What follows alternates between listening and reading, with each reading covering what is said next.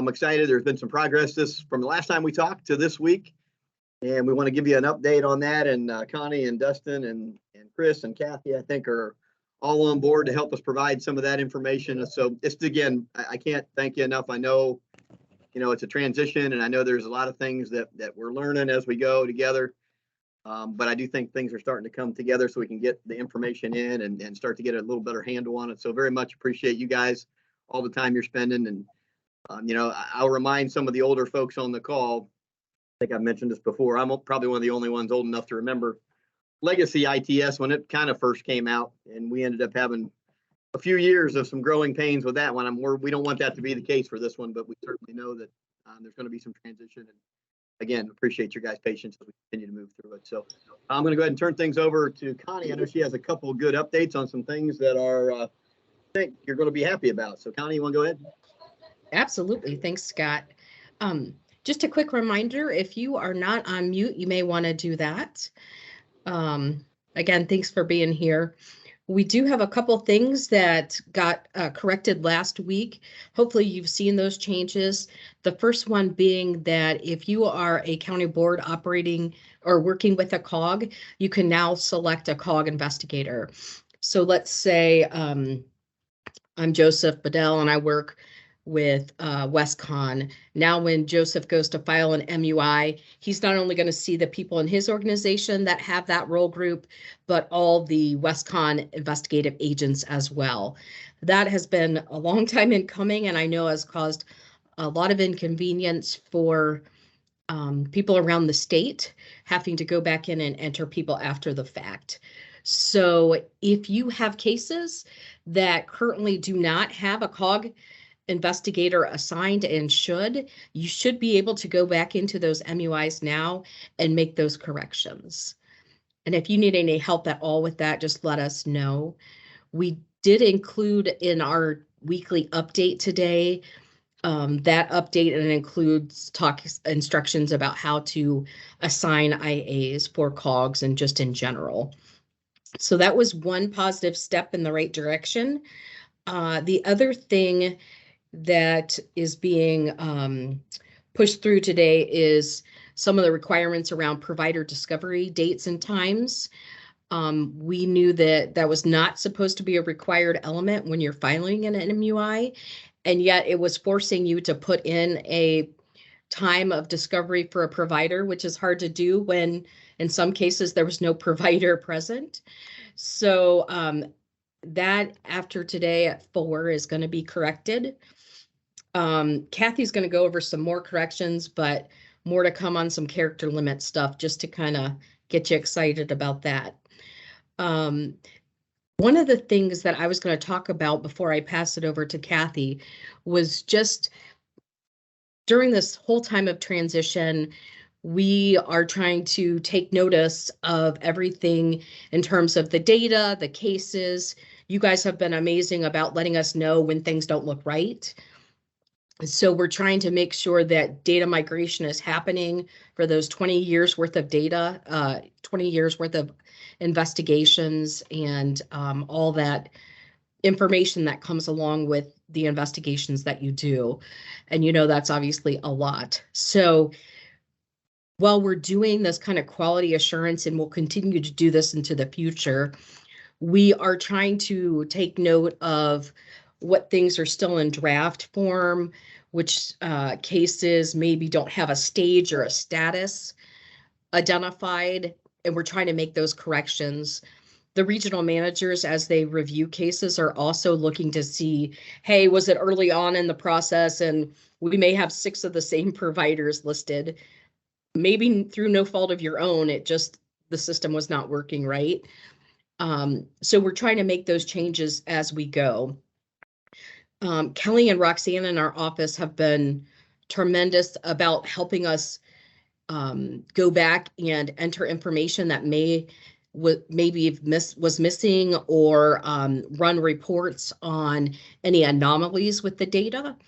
And so one of the big things that they did this week was they identified 183 MUIs that have been filed across the state since the beginning of the new application that are in draft form. So we know that, you know, that first 2 weeks, whew, those were really rough, where you couldn't even complete an MUI and it was just saving it in the draft form.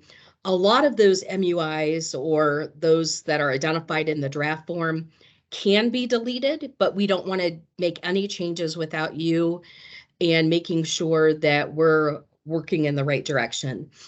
So I'm saying all of this to let you know that Roxanne and Kelly and your regional managers will be working with you. We have a report that's identified by county, by COG, by investigator of what MUIs are in draft form. We're going to talk to you about those MUIs, and then you can say, this needs assigned an MUI number because we really legitimately are investigating this. We already replaced that with an existing MUI, or it was just an error. And so we can go through and delete those out of the system or make them into an MUI number, but we need to consult with you obviously before we do anything. So look for information coming this week about that, or maybe even early next week.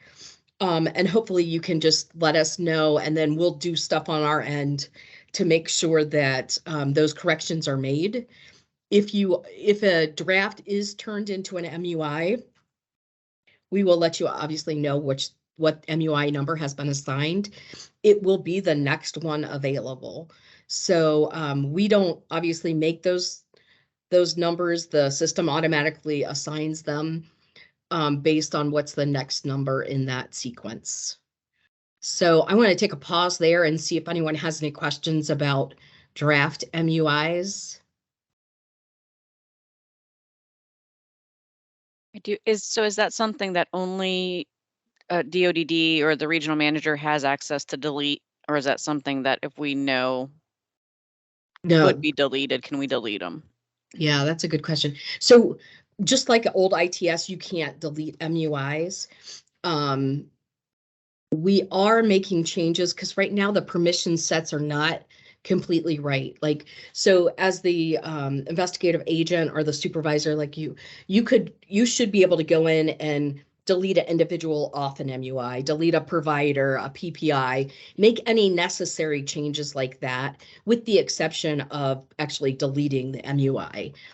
The other thing that I think we should talk about is, right now we have this draft. So like if, I don't know, Rebecca is working on an MUI and putting it into the system and something happens, she takes a call and she needs to step away from it, it's still going to be there and available for her to enter in. The one glitch that we're seeing is that once she finishes that process, it's not automatically giving it an MUI number. So that's a kind of a big deal. So we're working on correcting that. So there are likely ones that are in draft form that you guys are investigating, and we just need to make sure it gets assigned an MUI number. So we will do that and make sure we get with you on which ones have been deleted, which ones have been assigned new numbers. And we will be obviously trying to fix that so that, you know, when you do go back to that process, as long as it's before 11 p.m. that day, that evening, you can go back in and finish that whole process. It should be assigned the next MUI number in that sequence for your county or developmental center. The one thing I would say is once we get through this process of getting rid of or correcting all these draft MUIs, then we are going to turn on that rule that says after 11, once we get it corrected, so it actually assigns the number, I should say, once you finish the process, then we'll turn on that rule so that moving forward, once you're able to complete the process, once we've cleaned up all this transition data, then we will move forward with turning that rule back on. Okay. Any other questions or concerns about the draft process? I'm going to turn it over to Kathy Blind, and she's going to tell you about all kinds of exciting stuff with character limits. I'm excited because that means that's less work for you to have to email me and say, hey, can you add this for me? But you know, I'm selfish, so Hey, while Connie is pulling up her screen, if somebody can, I'm a little bit of feedback there. Okay, thanks. So Connie's going to pull up her screen while I'm talking about this. We're going to talk about the CSB stuff here in a minute. But so as of 4 o'clock today, if there's a question that you're asked right now, there's a limit of how much information you can respond with. It gets cut off. What we've been having is, you guys reaching out to your regional managers and posting those questions for you. So that way you're hitting your timelines. But as of 4 o'clock, they've supposed to go into effect that they fixed that character limit. So you should be able to enter your own answers. So I think that's what 4. So a couple more hours, and if you have any problems prior or after that, obviously let your regional manager know. We'll see what's happening. But so we're excited. I am anyway. It's very happy. Did you have a question? I do. So question, comment. So that's great. I'm 10,000 character limits, I think is what it said. That's perfect. So when you go to the home screen, you can see that there is a question, and we can see if there's 5 different steps to the question, we can see that. But when you go to actually answer the question, you can't see past like 1 or 2 anymore. Is that something that's going to be fixed? Or right now we're just copying it from the home screen, putting it in a separate document and going back in, but is that something you can't scroll down? If that makes any sense. I believe Connie answered. I mean, help me if I'm wrong, but I believe all that is going to be corrected with this change at 4. Yes. So just like the, I think it was 55 character limit was imposed on you guys, it was on us as well. So it was not allowing us to move forward. So that should be corrected at 4 today too, but we'll take a close look at that. And just a reminder, Connie has her screen pulled up here down at the bottom, and I know you guys know this already, but there's the open questions at the bottom. And then also you can also go through your list view in the MUI tab, and you can pull open your cases that are open with questions.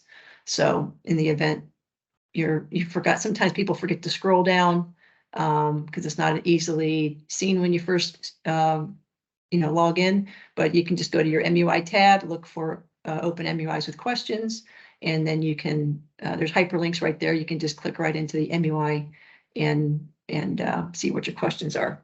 Okay, so that's exciting. The next thing that I wanted to talk to you about was when you guys go to, you have a case, maybe Children's Services is involved. We want to make sure that we're capturing that properly. So some are doing very well, and some is just new. It's just maybe things are getting missed. So when you go to your to enter in your information, your MUI information, and Connie has it highlighted there. If there's another entity, Children's Services, law enforcement, ODH, things like that, we want you to go ahead and make sure you capture that right in the beginning there. This is right when the very first screen when you start to open a new MUI, and you're going to just capture CSB, if that's what it is, and then list whatever the entity is. By doing so, when you get to do your findings, you'll then be able to add their findings as well as your own. So without putting CSB, you're not going to get that prompt to enter what their findings were in the investigation. If that makes any sense.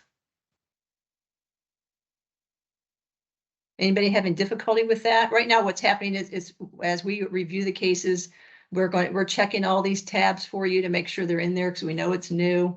But once you kind of get the hang of it, it'll be second nature. Okay. All right. I think if anybody doesn't have any questions, I'm turning it over to Dustin. All right, my turn. I'm going to share my screen. Hope everyone's doing well out there. You're staying warm as this weather changes. Obviously, you can see I'm overdressed for the weather.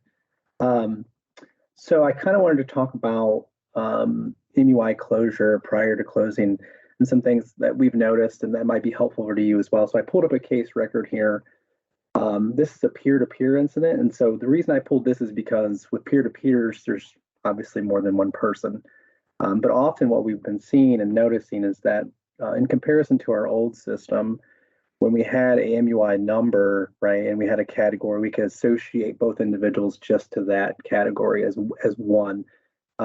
with the new system, we have to do an extra step. And so I just want to make sure you were aware and that you were able to touch on that, because what it does is it leaves open holes for information. And then it's probably going to be a discussion, right, of us trying to figure out where this goes or connecting with you. And it's probably going to cause a little bit of a hiccup. So with peer-to-peers, as you go through the process, right, you're able to enter information and add your individuals, and you're doing a really great job of putting everybody that's involved in the incident. You're able to add the categories in there. You're doing all those great associations. And so, for instance, this one here is a peer-to-peer, and we put this in initially when we created the record. So we associated with this individual here, and then we still have another individual that we've solved, but it's not associated with this record specific to the category. And so just a reminder, as prior to closing, if you have peer-to-peers or if you have a number that has multiple investigation categories, is just to make sure you go back into those areas and double check to make sure those associations have made. And since you made a lot of those in the beginning when you created the record, it should be a little bit easier, simpler post wizard. So for instance, with this one, we have one individual associated with a peer-to-peer, but we don't have the other. So you want to make sure you go back in and you go to the investigation categories, and then you'll have the drop down, which you're familiar, and you just want to make sure you add that second individual with that provider and just make sure you have all that information in there. Hit save and go through your steps here. And what will happen is that'll generate, and then you'll have that information all there. That'll be really, really important when you do get access to reports, because you might see holes or gaps in your information, and those are key data points that you're going to be very interested in having. So just kind of keep this in mind. This would be the same for like if you had a MUI record with, say, a failure to report in, say, an alleged physical abuse. Since those are two separate categories, we need to make sure we go in and make those associations, whether it's the PPI, the individual, and the provider. And so make sure you're checking these out before you close your records, because there's some missing information, and it's no fault of anybody's. It's just kind of our system doing things a little bit of a different way. So I wanted to point that out to you because that's really, really important. Otherwise, I've seen a lot of really great stuff from folks, and folks are asking some really great questions to help us out. Additionally, I think we already talked about it, but if I'll go back to the COG assignments and assignments, you'll see in that visual, I've noticed this as well. I've had some folks email, and I'm thankful for those emails because we can help you. If you've gotten through the process and you need to make a change with your investigator, or you need to add someone who's not on there, just remember you can find that in the Actions tab, and you can reassign people as you need post wizard too. So if you don't catch someone in the beginning, you can still catch them in the end, and just make sure those are associated. So I think that was it for my section. But if anyone has any questions, I'm happy to answer them specific to this topic. So Dustin, if I have a group MUI with 6 individuals, does that mean I need to go into the investigations and fill that out 6 times? Yes, you'll have to add that category. So I think what we'll do, obviously the system is designed that way right now. I think as we get better and evolve, we'll try to think of creative ways to maybe attach multiple individuals to one investigation, right? So you're not doing all that redundant work. But for right now, that's kind of where we are. So if you have a group MUI, you got to make sure you have all those specific attachments specific to each person. That would be a yes. That's answering Chris's question just in a different way. Each person needs to have an associated category, because since we're now grouping categories under one MUI, say like the failure report and alleged abuse was an example I used, you might have 2 different PPIs. And so we need to make those associations to those specific categories. That's just another way of looking at it versus the peer-to-peer. Right. And likewise, like if you have a peer-to-peer and one person gets arrested, you're only going to make that association to that law enforcement for that one individual. And you're also going to be able to accurately describe the injuries to all people involved.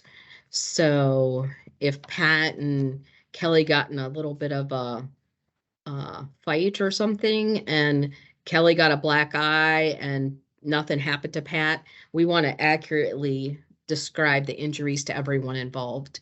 And that was a little bit of something that was missing from our old system. Yep, and I'm going to answer some of these questions since I, had the mic for a second. What about notifications for multiple individuals? It doesn't seem to associate with the individual. Rebecca, that's a really great question. I don't think you need to worry about notifications right now. As long as you're able to put in notifications in general as you've received them, those won't be overly specific to the investigation category. It'll be open and specific to the incident number. And so all that stuff will be captured. Probably as we evolve and get better at it, we might look at that and maybe do a better association directly with those, but you're fine as you're working now with those, no worries. And then is that also what triggers the show for the person under the case number?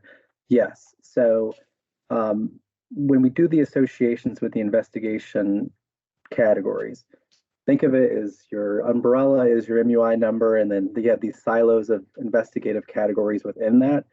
And so in the old system, it was all just one. So with the new system, since we're adding and allowing flexibility with investigation categories, we need to make those associations because they won't pull specifically or tie back necessarily to that MUI number. It'll be that they're there, but they won't exist, and it'll look really funky and you'll get confused. So we don't want that. I was going to say, your questions. Sorry, Dustin. One thing, also, if you don't assign investigators, when you go to pull your reports, they're going to probably be out there in limbo because there's no one assigned to them. And depending on how you pull your list view or a report, it's going to make it difficult. So all those data points where you might be looking at information like how many alleged physical abuse did we have this month, if those categories aren't associated with people, you're probably not going to get the right count. So I guess I'd just say that I think the simple fact that it's requiring a little bit more work on the front end now is going to give us a little more flexibility and better reporting down the road as we do it. And as Dustin mentioned and Connie both, if we can see a way that we can make those associations simpler and easier for you guys, we're going to want to do that. But right now, with the way the system's built, just making sure that those connections are made well for both the investigator, the category, the peer, it's going to allow us our reporting to be much better. And we'll hopefully learn more as we do this and be able to simplify it, I think, a bit down the road. If I can add one quick thing there while you were talking about investigators, Connie, and just a reminder, we did cover this on one of the other office hours, but in case you were not present, when we talked about assigning investigators, when you go through the wizard, it prompts you to enter in something. This is where you would do the children's services or law enforcement. But if you don't have any of those, you're listing investigative agent. But when you put the name, that's not the name for your IA. It's not where that would go. You want to make sure it's going to be the very last function in the wizard is when they're assigning the investigative agent your particular IA with the backup. So if you just put it up there where the other entity would be, then you're not going to get notification of things. So I don't know if Connie, you can pull up quickly or not. I don't have my screen open, but you can also, if you forgot to do it or it changes, and I think Dustin mentioned this, you can always go into your actions tab and assign your investigators that way or change them if you need to. So would it be wrong to put the IA in that tab if there's not police involved? And the reason I ask that is because if I'm quickly looking at numbers, at least the IA then shows up on that initial home screen. I can see who's assigned. I can't see, for whatever reason, on a lot of my cases, I can't see who's assigned on my my active list, and so I'll look at each number, and it's easier if the person is listed on there. And that's probably just me. I think you certainly can do that. Because it's a required section that we have to do something with the other entity involved. And if you want to put your IA name in there, that's up to you. But just know that you also have to put it in the other section for that investigator to be able to get notifications for questions and things like that. I think the only tab that is required is this, the other entities involved. So, law enforcement, obviously CSB. If it is your investigator, then you would put investigative agent. Whether you put the name here is optional, like Kathy said. But if you go to an existing MUI, same thing. You want to make sure you do that.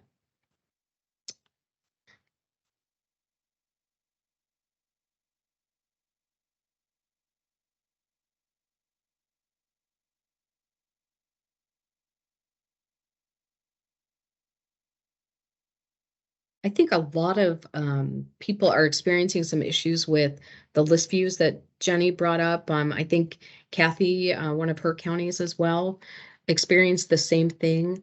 And so a lot of it has to do with maybe the data wasn't able to be entered at the time, or it's not pulling correctly. And so if you see those things, let us know and we can correct the data. Kathy and I did that with a county today. And so it also could be the way that the list view is pulling. So for example, Kathy, do you remember what we looked at? Do you want to talk about that example maybe? Yeah, so one of the counties was trying to pull investigate, like open with info pending per investigator. And so the list view that was created or cloned talked about include, open with info pending. But when we ran the report, only a couple of MUIs were showing. And so when Connie and I got into it today, we realized there were some of the status wasn't even recognizing as open with info pending. So there were several MUIs that did not have that status at all. So that's why those weren't pulling. So we went in there and added those and made them, info pending. And so they were able to view those MUIs. But so something happened that it didn't, register the proper status. So it may just be a matter of saying, how you set up your filters to where you're going to include all of your active, and then you can filter it down that way. But can I show, would it be, I don't know how much time we have. Can I show you what I see? Because I don't know, maybe I don't know if anybody else is experiencing this too, but so just quickly, if I can, I've never really, I don't use Teams, so I apologize. I can't see where did it go? Should be next to your leave button. Can you see that? Yes. Okay, so see, Yep. this is my active MUIs, right? So this is what I see, and I have it right now. I have it sorted by number. I have no IA. I don't see any IA listed for any new cases. The first number that I have an IA for is way down. I mean, it's way down. So, but if I pull up one of these cases, I can, this is how I can see down here, see, this is where I know that we have an investigator, but I also look over here, and if I do assign investigator, I can see that Mark was assigned. So I'm not sure why, if I'm doing something, if I'm doing something wrong and why it's not showing up on my active screen. So this may be a conversation for later, but this is what I'm experiencing. One of the things that I noticed, Jenny, when Kathy and I were in there, was on the columns where you pick what fields you want to display, there's actually 2 investigative agent. Oh. And so I think one of them may be blank. And so we may need to look at that list view. I didn't notice it until now, but there were 2 fields. Yes, there are, you're right. So I want to double check that and make sure that that's not what's preventing the data from displaying properly. Okay. The other thing is, because we know some of that data isn't populating in correctly, instead of doing, when you're cloning your list view, instead of doing only use open info pending, instead of doing that, say excludes closed, close with recommendation, and then that way you'll get a bigger, broader thing. That's what Kathy and I did earlier. And so this is just the standard, whatever was loaded in there. I haven't done any cloning or modifying or anything. So that's just the standard. Okay, so we'll want to check that after we get off this call. We'll want to check that and see if that is possibly it. If that's what's skewing it, because we know the data's there. It's not that you didn't, that person isn't assigned. So we can check that. And We can meet afterwards too, Jenny, if you'd Okay, like. perfect. Thank you. Connie, it looks like, and it looks in the chat like Rebecca and Gretchen and other folks were having the same. And I think, I remember when we were going through that, Dustin, I remember you, I think vividly saying to select the second, I think Andy put it in the chat, the second investigative agent on the list. And we need to make sure that that other one that is in there gets removed. That's obviously on the list to happen, but because I think that is potentially part of it for folks that aren't able to see that. Yeah, it is. And I've been playing around with these a little bit because, you know, we're getting better ourselves on figuring out where some of these data points are pulling from. And so I know I'm working with the individual to help create some videos and visuals to help you set up these and that are going to work for you. But like Connie said, I think there's some trial and error on making sure that we're getting all the right information. And I think with how you set up your fields when you do clone, knowing that there's 2 investigative agent sections, you don't know which goes to what. We kind of do. And so thinking about that is we were going to, or probably should continue to work on those, but also include both fields and then make sure we have the right information so we can pull more information. So as we get better at those, we'll send out some visuals for sure. But I've been working on those today with a few, and I think we're getting super close to being pretty good. So I'm excited about that.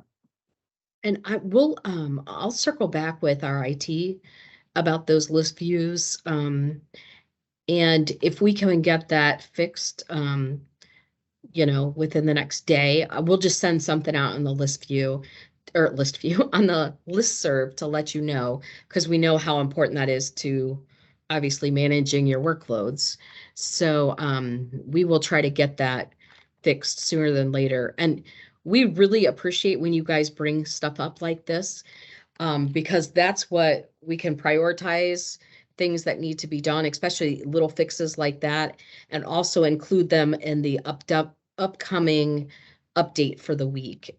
So that way, you know, if you have a question about it or you're seeing missing data, we need to make sure we're addressing that and also sharing it with the rest of the investigators and MUI contacts.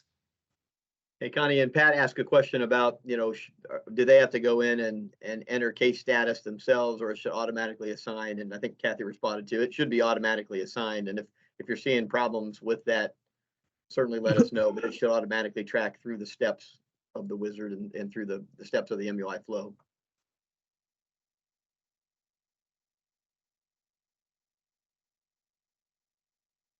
And Kim also had a question there, Connie, maybe you can answer. Ask if there's issues with the due dates being assigned. She's got maybe multiple MUIs on the same discovery date, and some of them are different due dates. Okay, so I don't think I'm aware of anything going on with, well, I take that back. I think there is an issue we've heard, and there's an open ticket to look into the same discovery date assigning different due dates. There's also one of our priority items is just assigning due dates and bringing over the maximum extension date from the migrated records is one, and also extension dates in general. So if you request something and request an extension, I should say, and it is approved, making sure that the maximum extension date is updating. Your due date is going to stay stagnant like it did in ITS. So your initial due date is always going to stay there, but your maximum extension date is going to change with every extension that's approved. So yes, the due date, there is something going on with that. We're checking into that. Also, migrated records, making sure the due dates are being brought over properly. And also the extension dates are being assigned are the ones that I'm familiar with around the date times.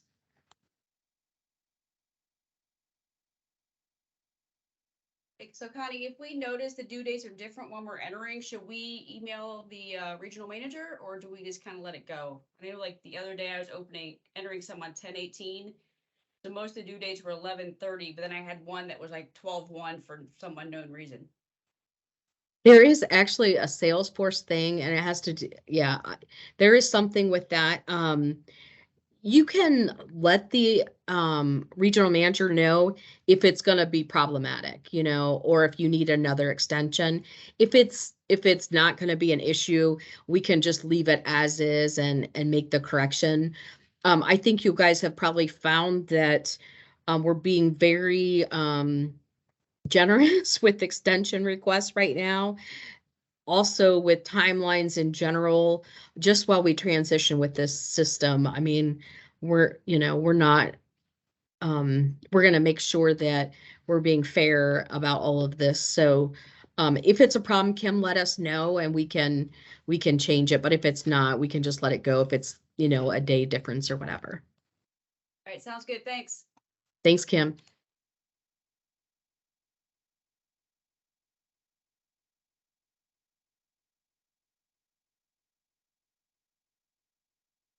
Looks like Beth had a good question here. Are there any types of cases that we would prefer are not stacked into one case?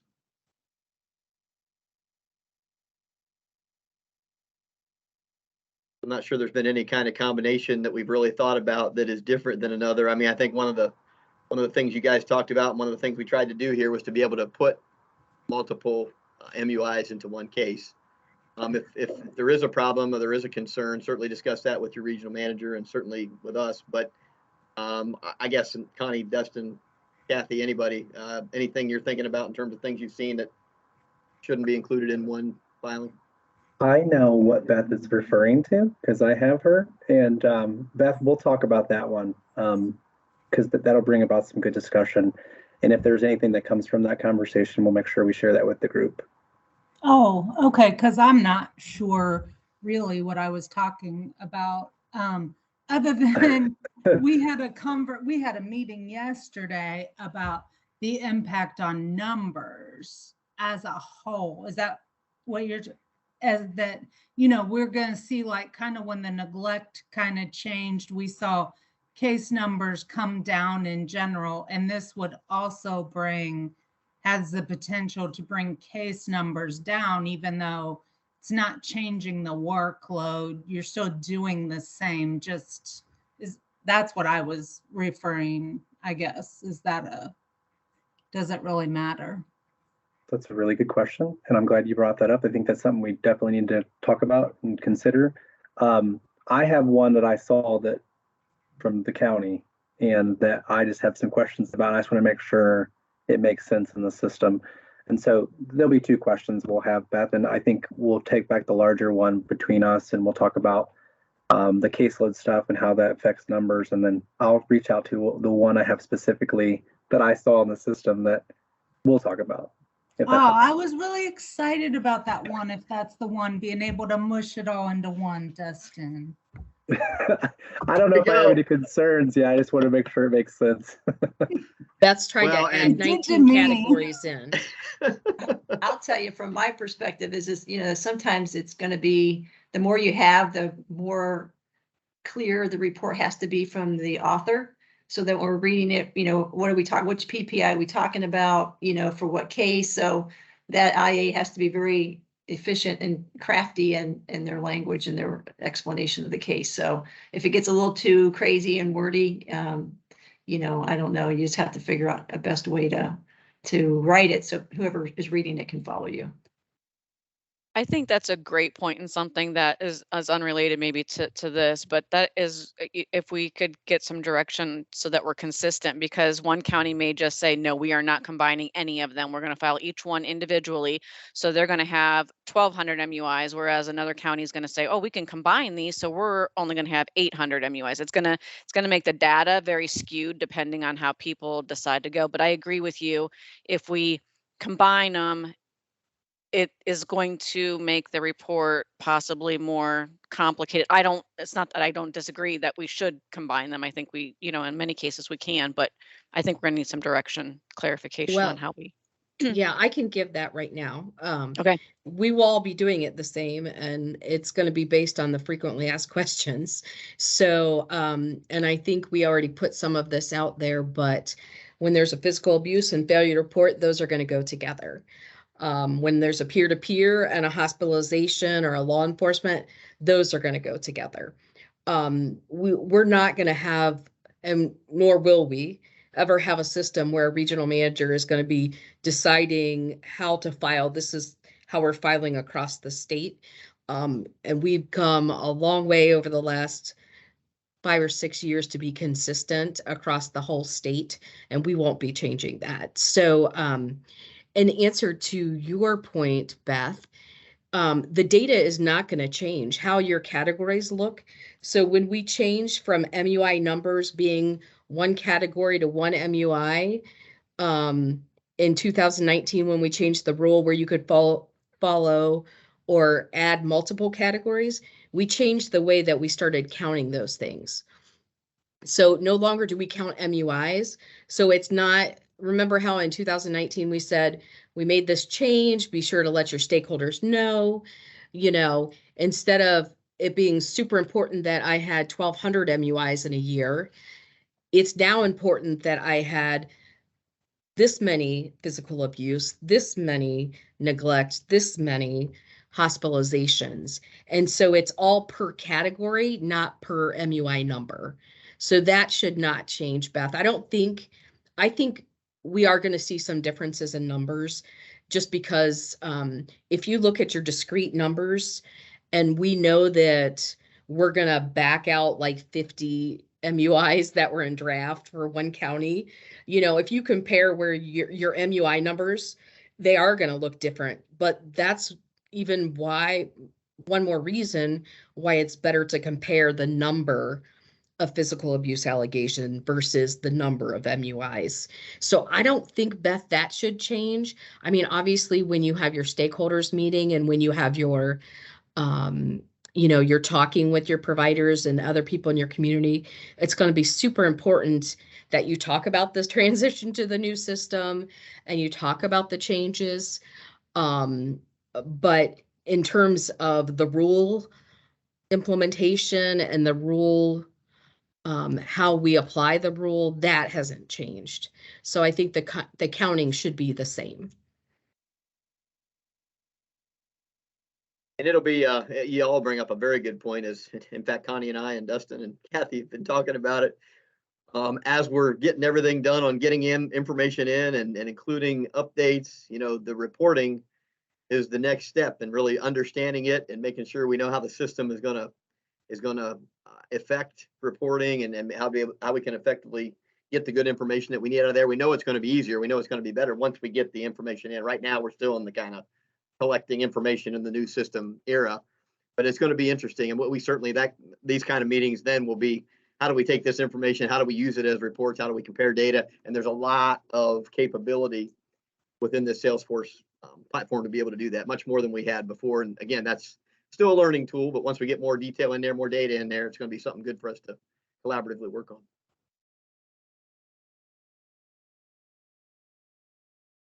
Okay, Do you have any other questions, or anybody else have other, Kathy, sorry about that. Did you have other things you wanted to share? Should have raised my hand. I just start blurting out. It's a large family I come from. Good. So I saw Rebecca asked about, when she's out, she can't see unless she's named the backup to see anything. And as an IE supervisor, if that's, I don't know if that's your role, but that's something that should be happening. It's not yet. I think is there still some fix on that, Connie? So the IE supervisor should be able to get these things, but right now they're fixing that. Right. So on the MUI, each MUI, the person that entered it, which is also sometimes looks as like the backup, the investigator and the MUI supervisor, I may have said that wrong. So the MUI supervisor, the investigator, and the backup, and the person that created the MUI should all have edit access. That's not what's happening right now. So we know that we need to change those permission sets because they're not right. So if Jenny enters an MUI and Rebecca's the IA and Kathy's the IA supervisor and Pat's the backup, you all should be able to go in there and see the actions tab on the MUI, but that's not what's currently happening. So in the interim, as a workaround, Rebecca, if you need that kind of access, like as an IA supervisor, or I think Jenny had also suggested, some people suggested we go back to the old security where, you know, anyone in my county an IA can edit or whatever.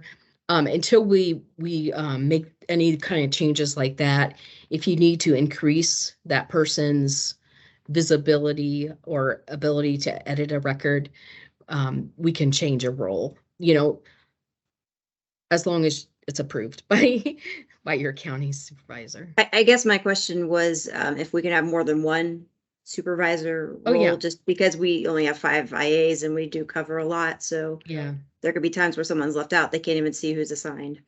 Yeah. Yeah, absolutely. We could, yeah, there can absolutely be more than one admin. There can be more than one IA supervisor. So until those permission sets are changed, you know, get with your regional manager or your county board admin and they can change your role.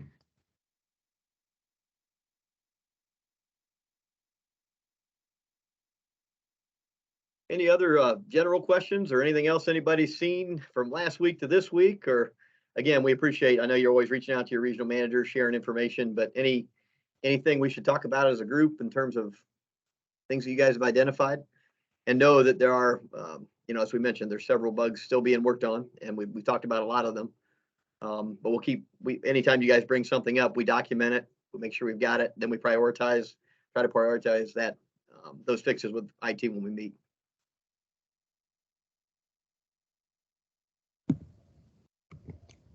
Is the evidence button something that's being worked on right now? I know in our county, when we click on it, it takes us back to list view and the tab at the top says error. Yes, it is, Megan. Thanks for bringing that up. I don't think we've included that in any of our weekly updates, but it is definitely something that is being worked on. Great, thank you.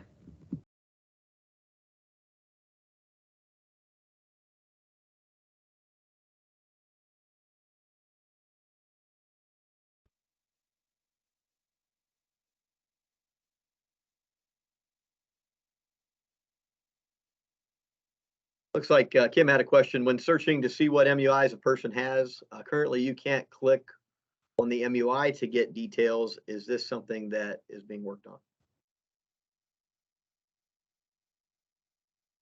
Yeah, so right now that MUI search feature is really supposed to be like the general IA search. So anyone with the IA role statewide can search a PPI or an individual and just get that summary. You can't click into it because obviously you would have access to confidential information that you shouldn't have. So that's the purpose of the MUI search. What we need to do is come up with either adjust that search based on your security access or come up with another search for people that are served in your county. We also are very much struggling with that internally. So we're used to having, you know, I put in a PPI's name and, you know, I'm able to kind of move back and forth, or I put in an individual's name and I can click into each of those MUIs. So we're struggling with that as well, and we are working towards resolving that. We understand it's critical to your jobs that, especially for people that you support in your county, that you have that information, not just a list, but able to go in and look at that stuff. But the MUI search was kind of developed just based on the need that you guys have statewide to see PPIs and people that you necessarily don't support. So yes, Kim, that is on the list.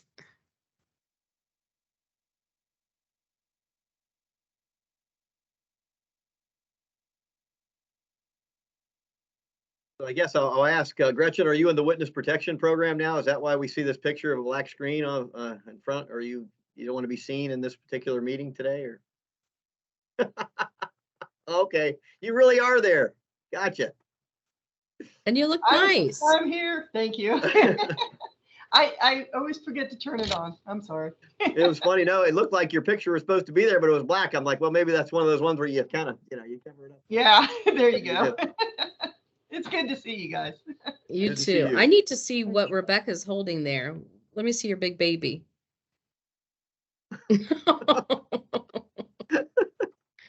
We've had more Aw. connections with people's kids and pets since doing a little more virtual work, right? It's been kind of cool.